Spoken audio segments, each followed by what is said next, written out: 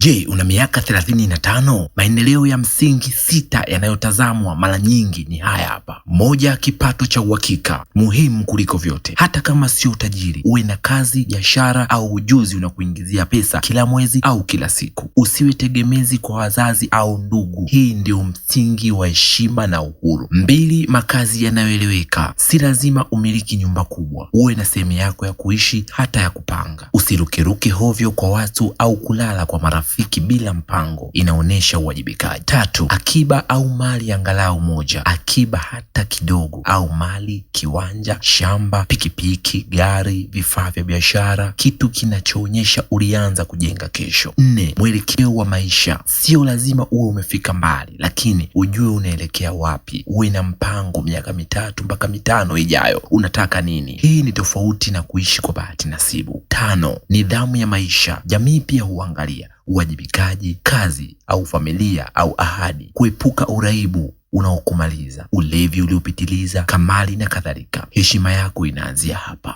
6, familia, hiari, sio lazima. Kwa utamaduni wa Tanzania, wengine huona umeoa au unaelekea kuoa, lakini ukweli ni bora uchelewe kidogo kuliko kuingia kwenye ndoa bila maandalizi. Kitu muhimu sana niseme, usijilinganishe na mtu mwingine. Mtu anaweza kuwa na gari lakini ana madeni, mwingine hana gari ila ana amani na mpango mzuri. Kwa kifupi kabisa, ukifikia hata 70% ya haya, uko sawa kabisa.